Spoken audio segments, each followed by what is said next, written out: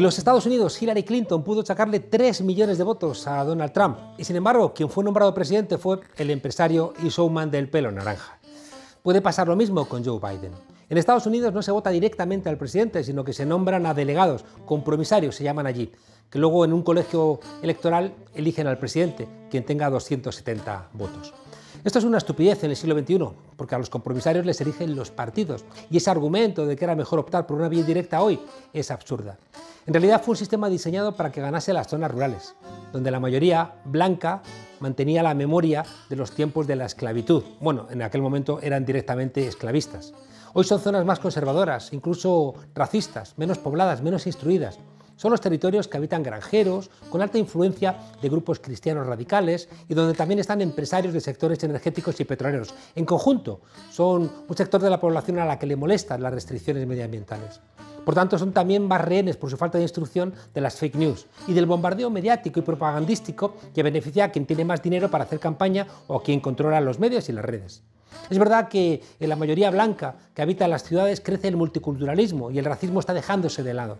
Es el Black Lives Matter. Pero precisamente ese aumento de la tolerancia que tienen los blancos ante la diversidad racial en un país donde los orígenes esclavistas siguen pesando, y que se expresó, por cierto, en la elección de Obama, ha generado una reacción, que es la que expresa Donald Trump. Y los demócratas, cuidado, también tienen miedo a su ala izquierda. Es verdad que la ciénaga existe. Y de ahí que los demócratas no se hayan atrevido a asumir la condición de encrucijada de los tiempos y hayan elegido a un candidato, Joe Biden, que representa el conservadurismo ajeno a la nueva conciencia que se está abriendo en los Estados Unidos. Porque Estados Unidos se pudrió hace tiempo. Puede arder California, pueden morir cientos de miles por la COVID-19, pueden haberse multiplicado las desigualdades a límites escalofriantes, puede llenarse el país de militares con estrés postraumático, puede matar la policía todos los días a jóvenes negros, la política parece, por cierto, que no tiene nada que ver con todo eso.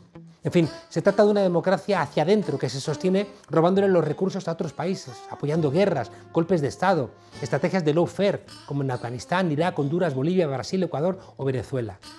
Los jóvenes en Estados Unidos son los que menos votan, junto a los hogares con menos ingresos, los que están por debajo de los $10.000 al año, los que más podrían buscar en la política la transformación. Para votar hay que inscribirse y las dificultades son enormes para los negros, los latinos, los pobres, los jóvenes. Mejor, dice el sistema, que no voten. Y entre los inscritos votan casi un 20% más los blancos que los latinos y un 5% más que los afroamericanos. Hay además más de 6 millones de personas que han pasado o están en la cárcel sin derecho al voto. El 13% del país es afroamericano, el 37% de los presos, negros. Las colas para que voten los negros son eternas, las colas de los blancos muy rápidas. Un afroamericano no puede perder un día entero para ir a votar porque le hace falta el dinero. Estados Unidos es un país gobernado por millonarios, hombres, blancos, cristianos, heterosexuales y poco letrados. De manera que la victoria de Trump iría en contra de los pobres, de los trabajadores, las mujeres, los ateos o practicantes de otras religiones, contra los homosexuales y contra los que quieren razonar en los medios de comunicación, en la universidad, en la literatura, en los medios audiovisuales o en la música. Sin embargo, el plan de Trump estaba muy bien pensado. Pedir a todos los republicanos que votaran en persona. Poner al mando de correos a un amigo para que se perdieran votos por correo y se retrasasen millones de votos. En tercer lugar, poner a jueces de su cuerda en los estados donde se pedía votar por correo para anular esos votos. Añadamos a este discurso que hace Julián Macías colocar en el Tribunal Supremo a una jueza conservadora elegida antes de las elecciones. Si al final fuera elegido de nuevo Trump, le corresponderá a los demócratas revisar de arriba abajo su política. El Partido Demócrata deberá jubilar a toda la vieja guardia y escuchar a sus sectores más concienciados, jóvenes, feministas, antirracistas, sindicalistas y, por supuesto, a los antifascistas. Tendrán que estar los demócratas más activos para recuperar influencia en las calles, con los sindicatos, los trabajadores, los movimientos sociales. Y necesitan impulsar cambios en el sistema electoral y judicial, si no están perdidos. También podrán hacer como el Partido Laborista inglés, que a fuerza de quererse parecer al Partido Conservador, aquellos que quieren cambiar las cosas dirán: no me merece la pena votarles. ¿Cuánto por hacer en los Estados Unidos? Aunque una cosa queda clara en estas elecciones: no nos deis ya ninguna lección de democracia. Bienvenidas a la frontera, desobedientes.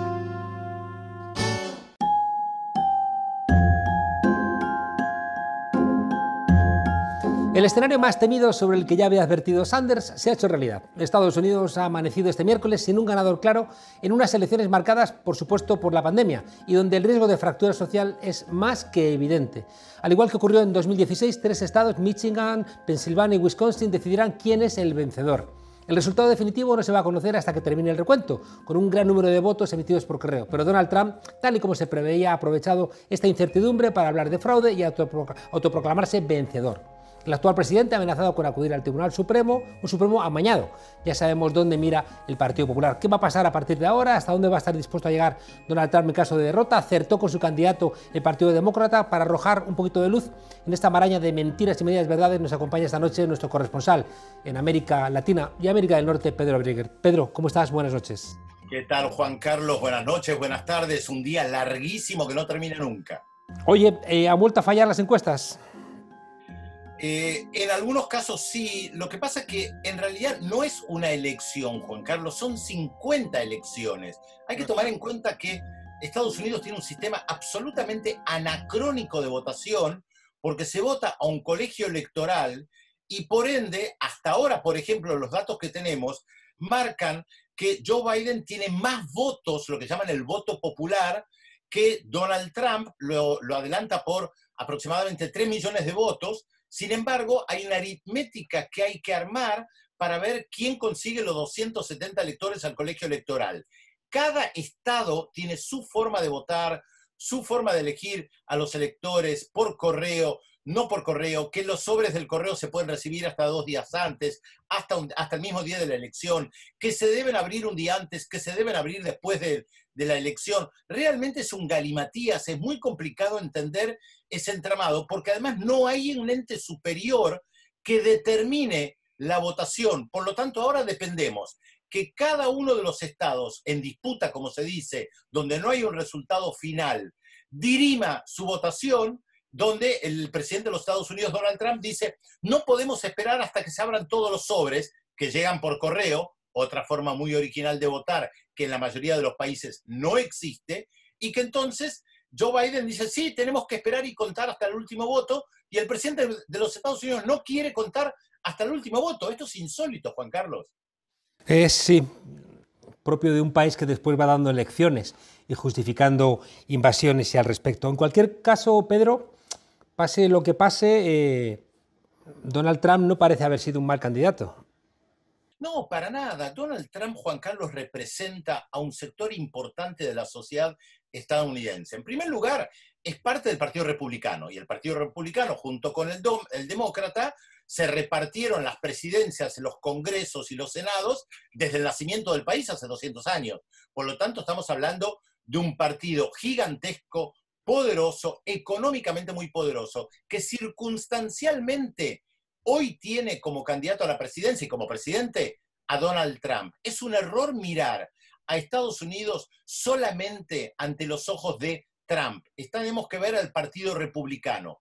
Es verdad que él tiene un tono muy particular, una forma muy poco habitual para un presidente de los Estados Unidos, pero él refleja también, Juan Carlos, un sentimiento muy arraigado dentro de los Estados Unidos, más allá de las bromas que puedan nos gustarnos, pero hay una sociedad misógina, machista, racista, que adora las armas de fuego, que piensa que Estados Unidos tiene que ser el país más poderoso del planeta por sobre todos los otros y que los demócratas han destruido el país, que es capaz de comprar las conspiraciones, que cuando Donald Trump dice que Joe Biden es un agente castrochavista, mucha gente que está con el Partido Republicano le cree, que cuando Donald Trump dice que la vacuna, que el coronavirus es el virus chino, mucha gente le cree porque cree que hay una gran conspiración del resto del planeta que odia a los Estados Unidos. Y Donald Trump interpreta muy bien a ese sector de la sociedad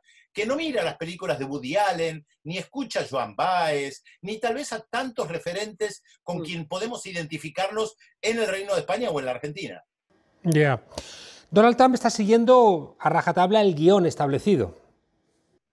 Sí, él dijo que si había algún problema iba a apelar al Tribunal Supremo Electoral. Creo que Trump sabía que se podía dar un escenario tan complicado en algunos estados, como bien mostraban muchas de las encuestas y las investigaciones que se estaban haciendo. Y te recuerdo, Gustavo, Juan Carlos, el tema del colegio electoral. Él ha armado una aritmética electoral para ganar en los estados que le permiten llegar al número mágico de 270 electores. Tomemos un ejemplo concreto. Perder California para Donald Trump no es importante, aunque pierda millones de votos, porque sabe que es un estado perdido y que los 55 electores no van a sumar. ¿Por qué? Porque él fue en los últimos días de campaña a Pensilvania, porque el sábado hizo 4 actos de campaña en Pensilvania, porque él sabe que en la aritmética electoral necesita ganar Pensilvania y que Pensilvania lo puede ganar. Él sabe que California no lo puede ganar, pero Pensilvania sí. Entonces concentró sus esfuerzos en Pensilvania. Es como si alguien que hace campaña electoral en el Reino de España dependiera de los votos solamente en Andalucía. Entonces no va al País Vasco, no va a Madrid, no va a otras regiones y se concentra en Andalucía, en los problemas de la población de Andalucía, y todo su discurso tiene que ver con la gente que vive ahí. Eso es lo que hizo Donald Trump la vez pasada, es lo que hizo esta vez. Por eso tener más votos en los Estados Unidos, lo que se llama el voto popular, no te alcanza para ganar elecciones. Necesitas construir una aritmética electoral para el colegio electoral y conseguir ese número mágico de 270 electores que todavía no tiene ninguno de los dos candidatos. Hasta ahora, Biden tiene 224 electores y Donald Trump tiene 213. Y ahí está la aritmética que tenemos que ver quién puede llegar a 270. ¿Por qué un latino ha votado a Donald Trump? Ah, qué pregunta, ¿no? A ver, yo creo que hay varias respuestas. En primer lugar, nos remite a algo filosófico que hemos conversado muchas veces, Juan Carlos. ¿Por qué alguien que es un trabajador vota por un candidato multimillonario y le cree que lo va a sacar de la pobreza y después lo hunde aún más? En Indonesia, en Francia, en México o en cualquier lugar o en cualquier otro lugar del planeta. O en Argentina. Como una generalidad. No siempre los oprimidos votan a gente que los va a sacar de esa condición. En segundo lugar, Donald Trump fue muy inteligente. Sabe que el voto latino no es homogéneo.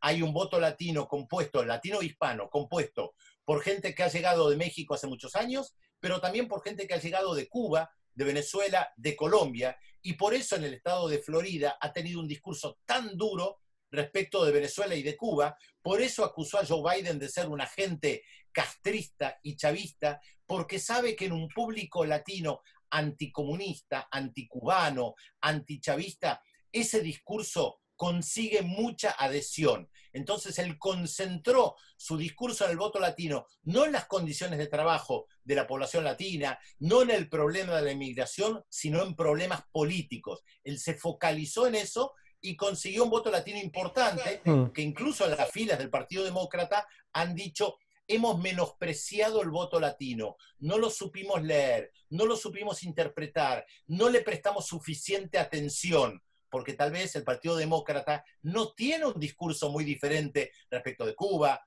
de Venezuela, que tiene el Partido Republicano. Ambos partidos, por ejemplo, han apoyado al autoproclamado Juan Guaidó. No quieren entablar negociaciones con Nicolás Maduro como presidente legítimo de Venezuela. Entonces al Partido Demócrata le costó mucho distanciarse, diferenciarse del discurso del Partido Republicano, que es un discurso a través de Donald Trump muy radical, muy fuerte y con un estilo, por supuesto, muy particular. ¿Hasta dónde crees que está dispuesto a llegar Donald Trump si, como vemos, el resultado no le da para poder ser reelegido presidente? Creo que esa es la pregunta que nos hacemos todos acá y en Estados Unidos. ¿Cuál es el límite que puede tener Donald Trump? Te lo planteo, Pedro, porque hay gente que en Estados Unidos tiene miedo de que se desate una suerte de guerra civil, que nos parece exagerado, pero ese miedo está ahí. Parece exagerado, pero también en otros países, Juan Carlos, hemos visto que el temor de una guerra civil parecía exagerado y después se concretó. Recordemos que a Donald Trump lo apoyan sectores que van armados por las calles, que son las famosas milicias de extrema derecha, nazis, neonazis, que adoran las armas de fuego, que hacen un culto a las armas de fuego y que están dispuestos a usarlas, porque creen que hay una amenaza comunista que está frente a ellos. Y no te olvides, Juan Carlos, que estamos hablando de un país donde el enemigo rojo, el enemigo comunista, ha sido inculcado durante décadas a través de la televisión, el cine, la literatura, la educación, y esto todavía tiene un arraigo muy importante en sectores muy amplios de la población que creen que cualquier cosa que venga de Rusia es sinónimo de comunismo, como si existiera todavía la Unión Soviética y Putin fuera un agente de Lenin. Oye, ¿era Joe Biden el candidato adecuado para el Partido Demócrata? Difícil responder a esta pregunta. Mucha gente decía, teniendo un país con tanta gente tan inteligente, joven, sagaz, dinámica, ¿por qué nuestro partido tiene que elegir a una persona que tiene cerca de 80 años, que está en la política hace tanto tiempo? Los partidos tienen a veces lógicas que desde afuera de la lógica partidaria no se entiende, que tiene que ver con pujas internas, que tiene que ver con un establishment que en este caso concreto, por ejemplo, no quería aceptar a un candidato más radical de izquierda, como era Bernie Sanders, a quien vos nombraste en la introducción. El Partido Demócrata no estaba, el establishment del Partido Demócrata no estaba dispuesto a aceptar a una persona tan radical como Bernie Sanders, y por eso le hicieron la guerra dentro del partido y no logró ganar. Y quien mejor representaba al establishment, hoy por hoy, eres Joe Biden, porque no tienen ninguna otra figura con capacidad de sostener a todo el establishment del Partido Demócrata. Hay un problema de fondo, casi para ir terminando, que es, como planteabas tú, el sistema electoral, que es un sistema que fue concebido hace 200 años, bueno, para generar una suerte de participación equitativa entre los diferentes estados norteamericanos y para garantizar de alguna forma una compensación entre el voto directo y el voto indirecto. Pero es que a los compromisarios los eligen los partidos políticos y, por tanto, es absurdo, ¿no?, seguir manteniendo un sistema electoral que, además, por las enormes dificultades que hay para inscribirse, por los requisitos que se piden en algunos estados, deja fuera a millones, ¿no?, de personas que potencialmente, por su situación en los estratos más bajos de la sociedad norteamericana, votarían por el Partido Demócrata porque es el que más les ayudaría a entrar en el ascensor social. Lo del voto equitativo entre los grandes estados y los pequeños estados es uno de los mitos construidos en la historia de los Estados Unidos. Este sistema electoral fue hecho para garantizar el poder de las clases dominantes, evitar que la gente que se liberaba de la esclavitud pudiera votar y tener influencia dentro de la población, y hasta el día de hoy se mantiene de esta manera. Tomemos un ejemplo bien concreto. Hay un estado que se llama Washington, que está sobre el Pacífico, pero la capital del país también se llama Washington, Washington DC, como es conocido, que es el Distrito Federal. Washington, la capital, donde está el Capitolio, la Casa Blanca, donde están los edificios más importantes del poder político de los Estados Unidos, no es un estado, a pesar que tiene en población mucho más habitantes que más de 7 estados en Estados Unidos. ¿Por qué no es un estado y no tiene representación acorde en el Congreso?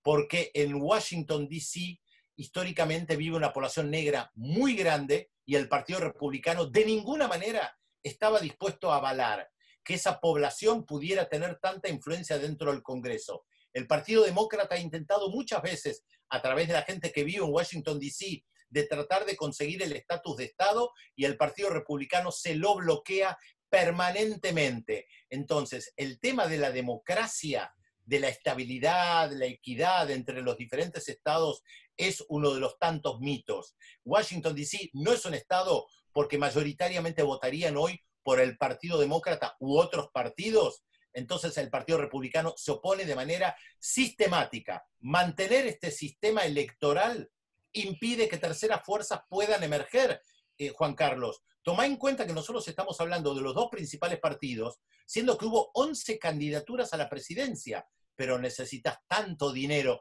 para hacer campaña electoral, tanto dinero que la mayoría de esos partidos ni siquiera tienen presencia en los medios de comunicación. Nos vamos, Pedro.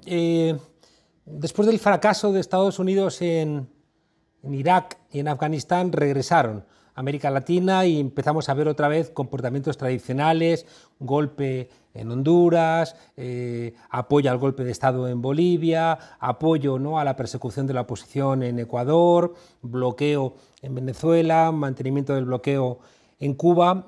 ¿Qué podemos esperar, sea cual sea el resultado respecto a América Latina? Carlos, Estados Unidos nunca se va de América Latina, nunca, nunca, nunca. Sigue siendo su patio trasero y tiene la famosa doctrina Monroe que dice América para los americanos. Incluso mientras llevaban adelante la guerra en Afganistán e Irak, que tal vez ustedes desde Europa miraban mucho, Estados Unidos tenía el gran proyecto del área de libre comercio de las Américas, el ALCA para toda América sin Cuba, que fracasó el 5 de noviembre del año 2005, se van a cumplir 15 años cuando los países del Mercosur, Argentina, Uruguay, Brasil, Paraguay y Venezuela, le dijeron no al ALCA con esa famosa aparición de Hugo Chávez en la Argentina cantando ALCA al carajo. Ese era el gran proyecto de Estados Unidos para toda América, Juan Carlos. Fracasó, se quedaron sin una estrategia global, pero siguieron interviniendo con el bloqueo a Cuba, con el apoyo al golpe de Estado en el año 2002 en contra de Hugo Chávez en Venezuela, con el Plan Colombia, con las diferentes intervenciones que mencionaste. Estados Unidos nunca se olvida de América Latina, sea el Partido Demócrata el que está al frente del Estado o el Partido Republicano. Hay matices entre ellos, hay matices, pero en el fondo son dos alas de un mismo partido. Pedro Breguer, corresponsal de La Frontera en América, muchas gracias y vamos a cruzar los dedos. Aunque, como bien dices, pase lo que pase, no sé si el resto del mundo puede estar más o menos contento, más allá de que es verdad que los partidos de la extrema derecha se sentirán un poquito más respaldados si gana Donald Trump, pero no tengo claro absolutamente, como tú planteas, que mejore las relaciones ni con China, ni con América Latina, ni con Europa, sea cual fuere el resultado. Habrá que esperar quizá que una nueva generación en Estados Unidos se haga un poquito más fuerte y cambie esta inercia de 200 años que no ha traído, creo, nada bueno al conjunto del mundo. Un fuerte abrazo y hasta pronto. Un abrazo grande, Juan Carlos.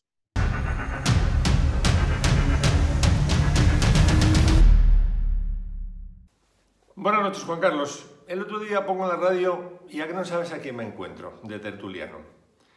A tu amigo Cristóbal Montoro, pontificando ahí el tío sobre lo que hay que hacer, sobre la pandemia, que si hay que hacer esto y que si hay que hacer lo otro. Pero espérate que esto es más largo. Abro otro día el Inmundo y a que no sabes a quién me encuentro de entrevistado. Efectivamente, a Montoro otra vez. Para recuperar la actividad no hay que subir impuestos y menos por motivos ideológicos.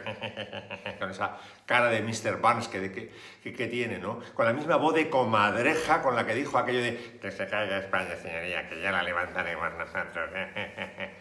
Que lo dijo, ¿eh?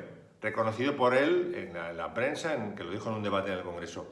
Pero espérate, que hay más. Abro otro día el diario.es, que se supone que es un medio, oye, de izquierda y independiente. ¿Quién está entrevistado? Hablando de cómo tienen que ser los impuestos. Otra vez Cristóbal Montoro. Es que, como diría Matías Prats, ¿pero esto qué es? ¿Pero esto qué es? ¿Pero esto qué es? ¿Pero esto qué es?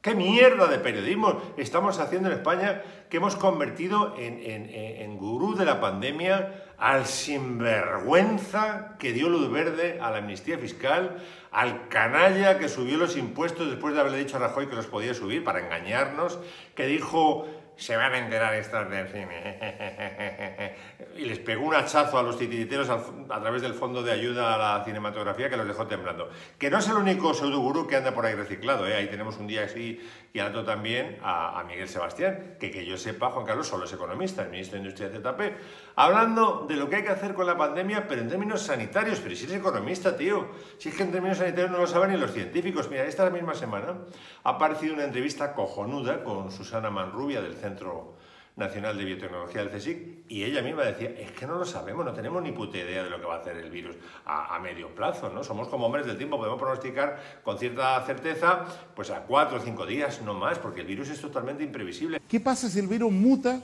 y se pone, perdón que use una palabra, buena persona?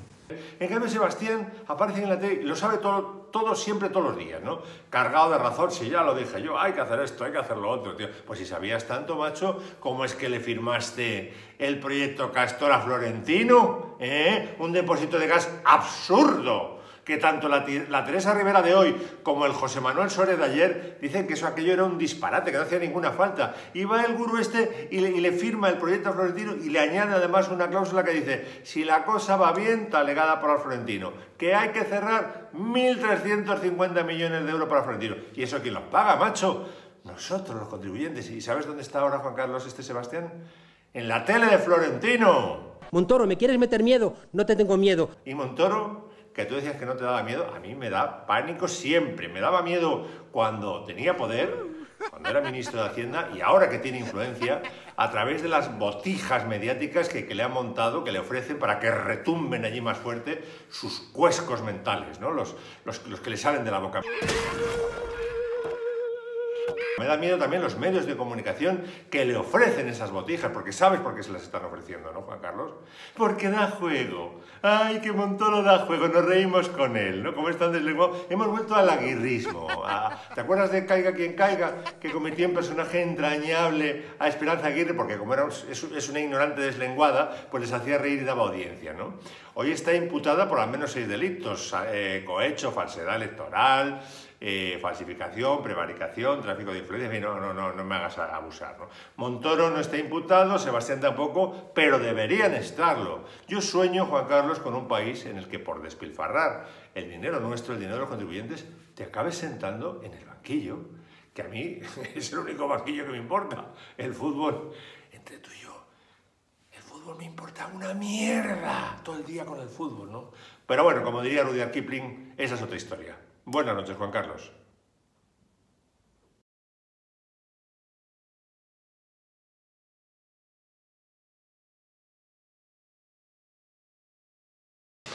Hoy en España no vamos sobrados de consensos. Y en esta casa de la política española, que es el Congreso de los Diputados, resulta infrecuente alcanzar amplios y sólidos acuerdos. Si a la dificultad de reconocer ideas y figuras de consenso político le añadimos la de buscarlas en nuestra historia común, tentados estaremos de renunciar a la tarea. Y sin embargo, esas figuras existen.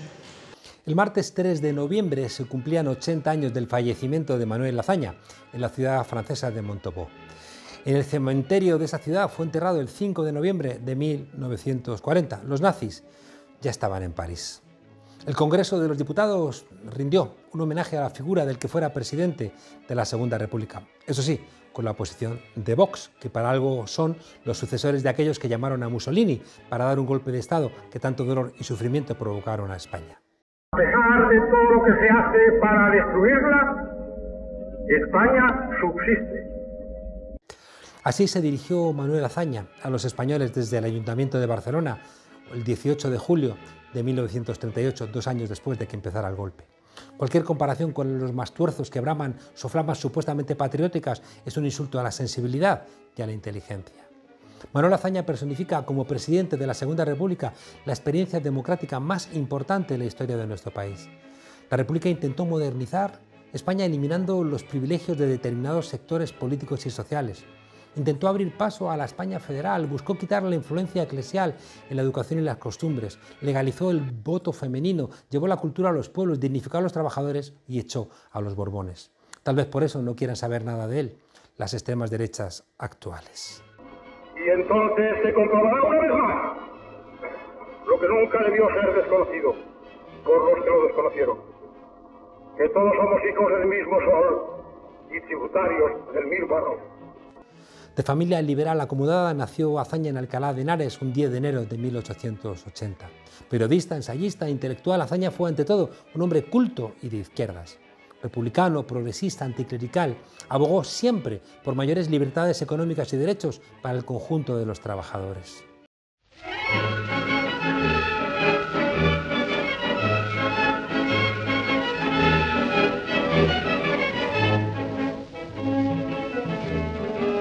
Tras las elecciones generales del 31 fue elegido presidente del gobierno y comenzó su programa de reformas. De especial importancia sería la reforma agraria, la reforma del estatuto militar, el estatuto de autonomía de Cataluña y la laicidad del Estado.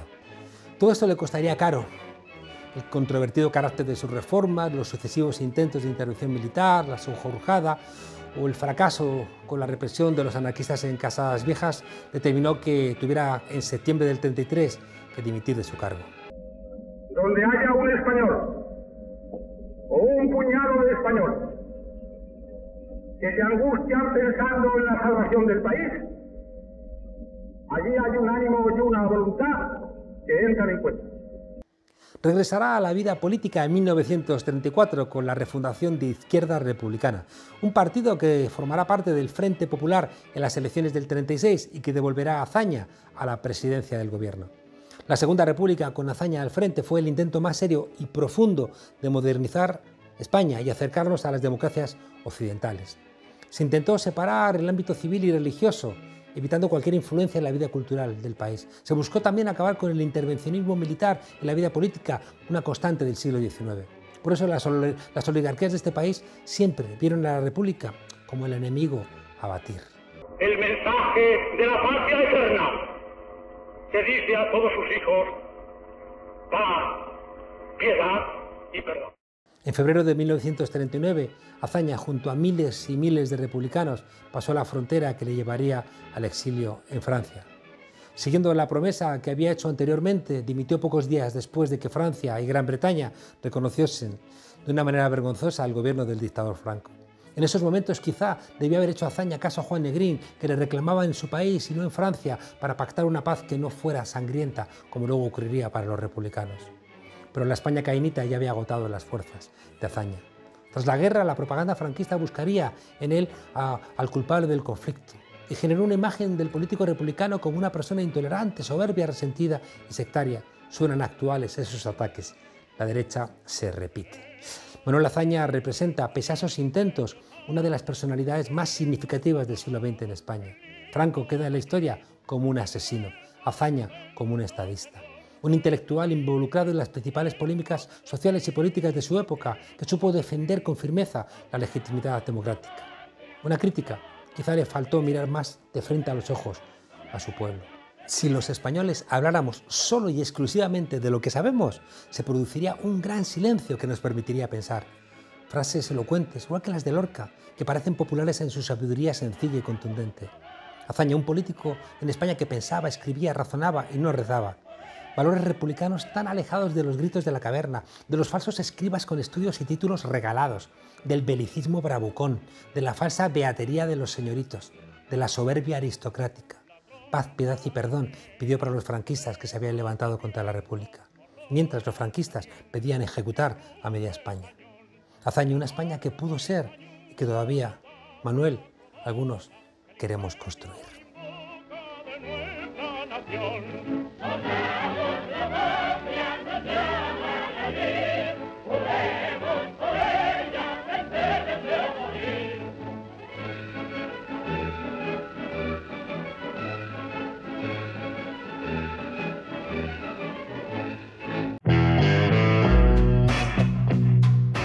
Antes de la Revolución Francesa, las ideas revolucionarias ya habían cuajado y despedido a la lógica aristocrática en el seno de la sociedad.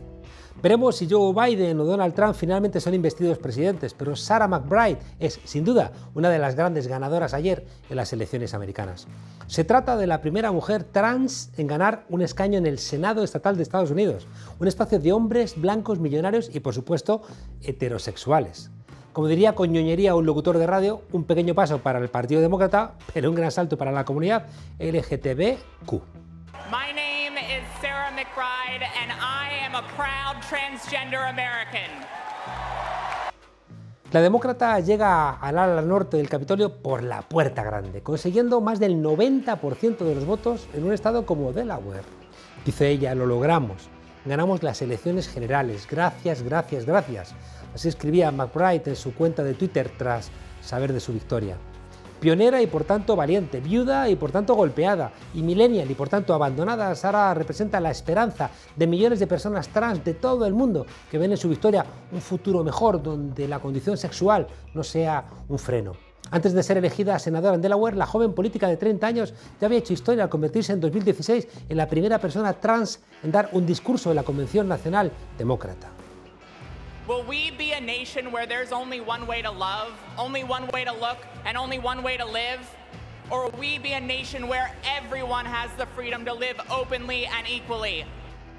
Lleva toda la vida entre la política y el activismo. Colaboró en la Casa Blanca durante la presidencia de Barack Obama y entre sus logros destaca haber frenado en 2019 el intento de Donald Trump de recortar derechos sanitarios para las personas transgéneros. Vamos, cosas de los transfobos. Hoy nuestro planeta es un lugar un poquito mejor. La victoria de Sarah McBride significa el triunfo de un mundo donde la libertad deja paso al determinismo. Un mundo donde todos los seres humanos tengan la libertad de vivir de manera abierta e igualitaria con el derecho a sentir su cuerpo como buenamente quieran. El principio del fin de una sociedad donde solo haya una forma de amar, de ver, de vivir o una forma de sentir. ¿O no costó también muchísimo acabar con el delito de adulterio? ¿O no hubo que luchar muchísimo para que los juzgados reconociesen el delito de violación? ¿O no hubo que luchar también muchísimo para lograr que las mujeres votaran? La democracia es eso, no dar nunca las cosas por terminadas. Y la victoria de Sarah McBride es una enseñanza llena de esperanza. Hasta mañana, desobedientes.